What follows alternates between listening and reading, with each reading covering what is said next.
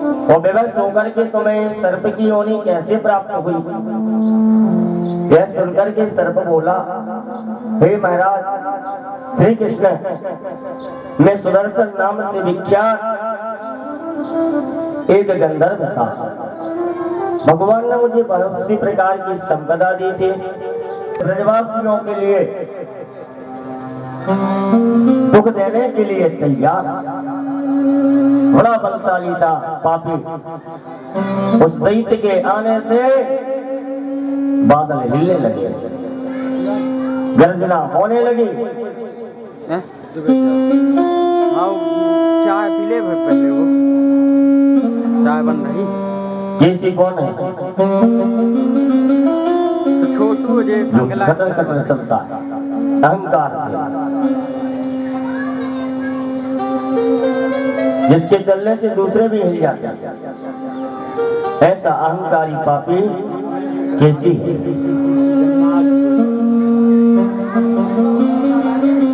कृष्ण प्यारे कमल लोचन दल ब्रजवासियों की बात स्वीकार करके उस केसी को जाकर के भगवान ने घसीट घसीट करके मारा। फिर जाकर के व्योमासुर को मारा,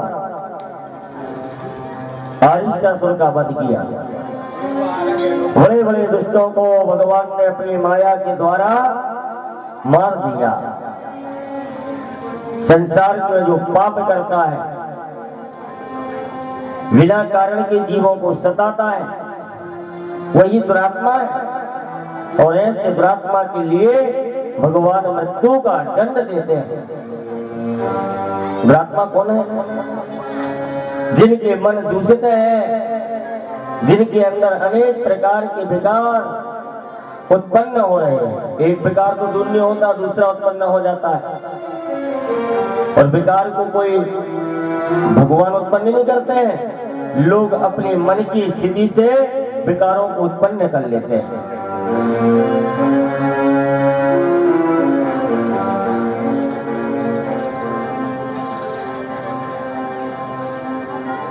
बड़े बड़े निशाचरों को मार डाला। एक दिन नारद जी भगवान के चरणारविंदों में गए और भगवान की नारद जी ने स्तुति की। क्या क्या करेंगे भगवान, इस सब वर्णन नारद जी ने किया। तो परमात्मा की स्तुति की, हे भगवान आपने अवतार तो ले लिया, अब पापियों का अत्याचार चरम सीमा पर पहुंच गया। आप पापियों का विनाश करने के लिए, दुरात्माओं को मृत्यु देने के लिए इस पृथ्वी के ऊपर आए। तो इस पापी कंस को मार करके पृथ्वी का भार उतारा। नारद जी ने भगवान के लिए प्रेरित किया और तुरंत जाकर के कहां पहुंचे? कंस के पास पहुंचे।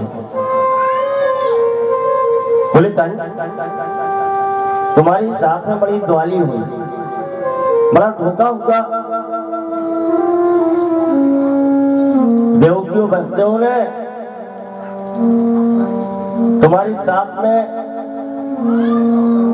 बड़ी गलती की, तुम्हें पता नहीं? देखो तो जब 7 दिन के थे तो पूतना मार डाली, तो 1 महीना के अंदर सट्टासुर को मार दिया।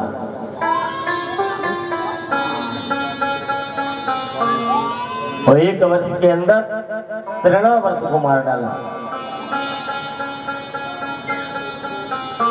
धीरे धीरे धेनुकासुर को मारा, अघासुर को मारा, बघासुर को मारा, अरिष्टासुर, केसी और व्योमासुर का वध किया।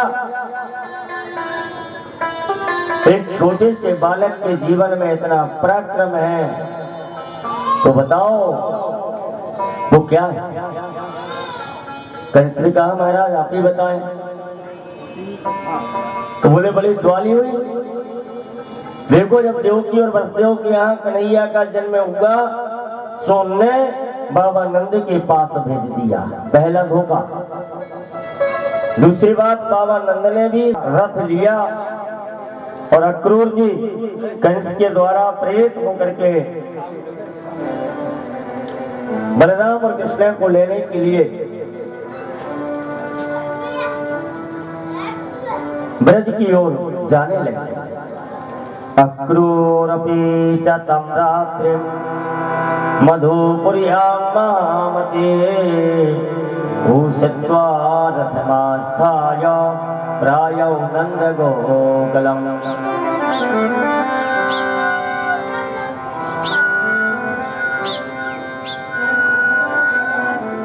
श्री सुखदेव जी महाराज कहते हैं, राजन बड़े बुद्धिमान अक्रूर जी उसी रात्रि में मधुपुरी में वास कर प्रातः होते ही रथ में चढ़ गए और नंद जी के गोकुल में चले। गच्छन् पथि महाभागो भगवतम्बुजे क्षणे भक्तिं परमोपागत एवमेतत् चिन्त्यत। अक्रूर जी मार्ग में जाते कमल नेत्र भगवान श्री कृष्ण चंद्र में परम भक्ति को प्राप्त हो ऐसा विचार करने लगे। किम माया चरतम भद्रे किम तप्तम परमं तपः किम बाध्यारते तत्वम यद्रक्षम यज्ञकेशवम्। मैंने ऐसा कौन सा मंगल कर्म अथवा तप किया है, बस पात्रों को दान किया था, जिसके प्रभाव से ब्रह्म महादेव के ईश्वर भगवान श्री कृष्णचंद्र जी का आज मुझे दर्शन होगा। मैं जानता हूं कि भगवान श्री कृष्णचंद्र का दर्शन होना अत्यंत दुर्लभ है। जैसे जिसका विश्व में मन, एक तो अक्रूर जी कहते हैं मेरे शूद्र कुल में मेरा जन्म हुआ, ऐसे पुरुषों को वेद का उच्चारण दुर्लभ है। अथवा ऐसे कहीं मुझ अधर्मी को भी और अधम को भगवान श्री कृष्णचंद्र का दर्शन हो जाए। कारण कि जिस प्रकार नदी में बहते हुए तृण से कदाचित कोई तीर पर भी पहुंच जाए, वैसे ही कर्मवश से काल से ले गए हुए जीवों में भी कभी कोई गिर जाए। मैं भगवान श्री कृष्णचंद्र के लेवाने को चला हूं, इसलिए अब मेरा मंगल हुआ। जो भगवान को लेने के लिए जाता है उसका मंगल हो जाता है, उसका जन्म सफल हो जाता है, जीवन सफल हो जाता है। क्योंकि योगी जन जिनका ध्यान धारण करते हैं उन्हीं भगवान श्री कृष्णचंद्र के चरण कमलों में आज मैं नमस्कार करूंगा। अक्रूर जी बड़े प्रसन्न हैं। मामाद्या मंगलम नष्टम मामाद्य मंगलम नष्टम फलावांश्चैव मे भवा यन्यमस्ते भगवतो योगध्याङ्घ्रि पंकजम् कंसो वाताध्यकृतमे तनुग्रहम् यच्छाङ्घ्रि पदमं प्रयतो वामना हरे। बड़ा आश्चर्य कि दुष्ट कंस ने आज मेरे ऊपर बड़ा अनुग्रह किया, जिसके भेजने से मुझे अवतार धारण करने वाले भगवान श्री हरि का दर्शन होगा। मैं उनके दर्शनों से कृतार्थ हो जाऊंगा। जो चरणारविंद ब्रह्मा महादेव आदि देवता लोगों ने, प्रकाशमान लक्ष्मी तथा मुनीषों ने और भक्तों ने पूजे और गाय चराने के लिए जो चरणारविंद में उदासी नहीं आती। लाल कमल के तुल्य के नेत्र है, बड़े बड़े घूम घुमारी अलकों से युक्त है। परमात्मा श्री कृष्णचंद्र के मुखारविंद का आज मैं निश्चित दर्शन करूंगा। अक्रूर जी प्रसन्न है। अप्यद्य विष्णु मनोजत्युपो भार अवताराय दर्शन होगा।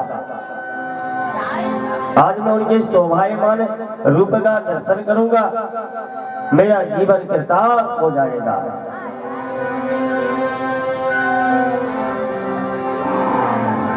इस प्रकार से अक्रूर के जीवन में भगवान के चरणारविंदों के प्रति अनुराग बढ़ गया। और जब जीवन में अनुराग बढ़ जाता है, तो जीवन में भगवान की कृपा दृष्टि प्राप्त हो जाती है।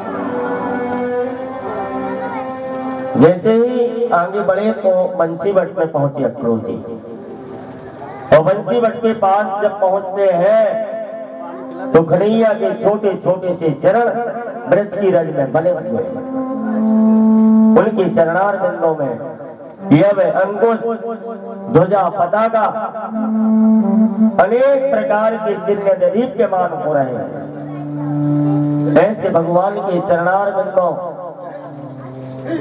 के चिन्हों का अक्रूर जी ने दर्शन किया और उनके चरणों की रज उन्होंने अपने मस्तक पर धारण की। जो भगवान के चरणार बिंदों की ब्रज की रज को अपने मस्तिष्क पर धारण करता है, उसके जीवन में भगवान की भक्ति का अनुराग उत्पन्न हो जाता है। अक्रूर जी सोने के रथ से उतरे सो उतरे, फिर रथ के ऊपर बैठे नहीं। बाबा नंद बड़े परिश्रमी है, पराक्रमी है, बहुत मेहनत करते हैं। ग्वाल बाल सो दूध घी की बिल्कुल कमी नहीं है, जो चाहो सो खाओ। अक्रूर जी मुस्कुराए तो कन्हैया के चरणार बिंदों में गिर गए, और जैसे ही जीव भगवान के चरणार बिंदों में गिरता है तो उसका अनुराग और बढ़ जाता है। गोस्वामी तुलसीदास जी ने रामायण में लिखा,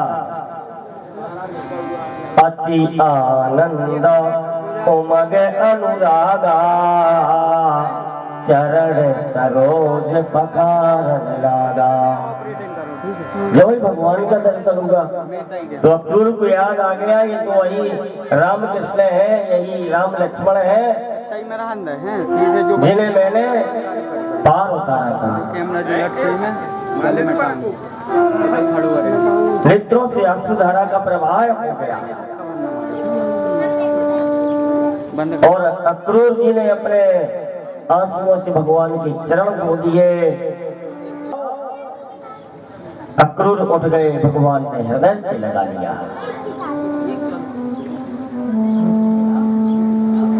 बोले बड़ा मथुरा से गोकुल तक बड़ा दुर्गम मार्ग है,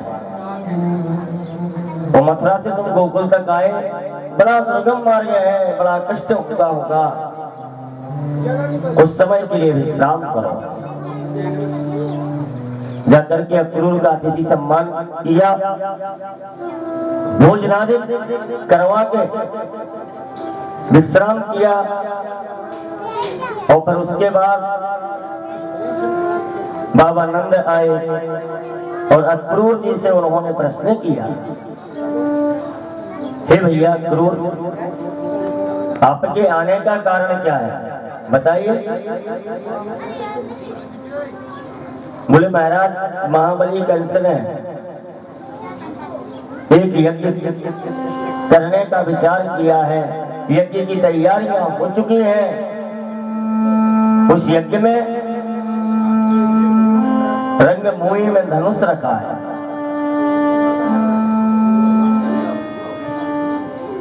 उस धनुष को जो तोड़ देगा वही सबसे बड़ा बलवान होगा।